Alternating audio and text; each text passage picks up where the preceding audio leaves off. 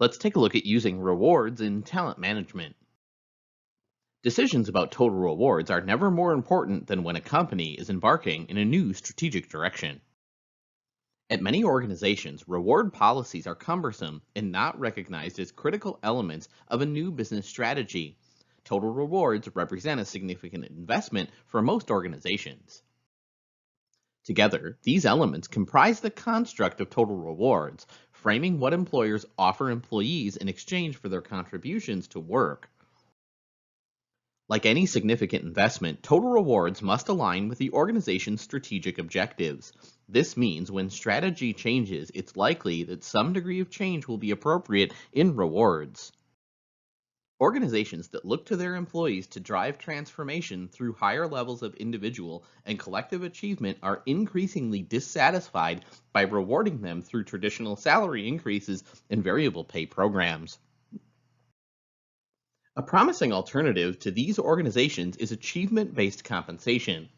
What's unique about this solution is that it rewards employees at the appropriate time for both short term results and growth. Achievement based compensation is predicated on making more employees eligible for variable pay, offering meaningful incentive opportunities if possible. Simple programs make it possible for employers to reward their employees for their achievements in one performance period without increasing fixed compensation costs for the next, which has powerful advantages. ABC leads to more effective communication about the nature of performance expectations and better allocations of compensation investments by aligning reward vehicles with the nature of achievements being rewarded. Rewards, in all of their forms, are most powerful in terms of ways to show employees what's important and how they're expected to contribute to the organization's success. Organizations need managers and leaders who can apply the energy of powerful new rewards to direct everyone towards the organization's future goals. As an integral part of your talent management program, Total Reward Strategy drives acquisition, advancement, retention, recognition, goal initiatives, and performance. Understanding the workforce segments within an organization and the best approach to staffing is a key ingredient to creating a competitive business advantage and building a total reward program that will resonate with your workforce. A balanced approach to total rewards, one that acknowledges the needs of the business, the aspirations and demographics of employees, the local culture, and the current and future cost constraints, is both essential and challenging. Total rewards includes several important elements, including compensation, benefits, careers, and work life. Strategic total rewards means that organizations must consider the external influences on their workforces, such as the countries in which they operate, to provide rewards that will be meaningful to each group of employees. Typically, there are four perspectives an organization should seek to understand when it wants to identify reward strategies that will be meaningful to employees while aligning with the broader business strategy. Conducting discussions with key organizational leaders is important for understanding how the reward programs should be structured to secure the desired workforce outcomes. Focus groups can help you understand the values employees place on their rewards package. Benchmarking compensation and benefits is an important activity to understanding the value of the rewards package being offered to employees. At the end of the day, organizations want to do right by their employees. However, they need to balance what they offer with what they can afford. A global workforce of the future is one that demands that an employer invest in its leadership, time, and budget in building a customized total rewards program that considers fairness and sustainability, but most important, engagement. An employer willing to make this investment is one that understands how total rewards programs can evolve with the times and create a sustained competitive business advantage.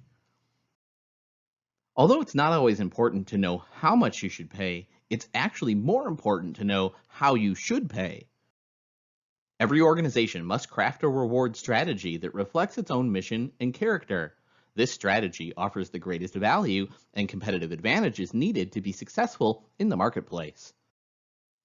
A strategy guides decisions and actions and helps focus goal setting, policies, practices, behaviors, and investments. Strategies help the organization to achieve what it needs to be successful. A reward strategy is always linked to one or more of the components of the organization's business plan.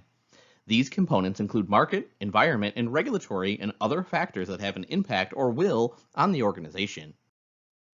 Establishing the context for a rewards philosophy is the first step in developing one. A rewards context contains the organization's mission, key success factors, and strategies, as well as core values. Once an organization has a total rewards philosophy, it can define, develop the primary purpose of each reward program. These programs include base salary, variable pay plans, employee benefit programs, and recognition. The total reward strategy is built on the mission strategy, the core values of the organization. This means considering the stage of development of the organization and what is important to the people who work there. A sound reward strategy considers the nature and wants of the workforce. Understanding the current needs and aspirations of the workforce is essential to develop programs that are meaningful to individuals. The strength of an effective reward strategy will be in how it achieves the right connection between the strategic business requirements of the organization and what's meaningful to the individuals who make the organization successful. The process translates the vision of the firm's leaders into actions that people can use every day as part of their approach to talent management.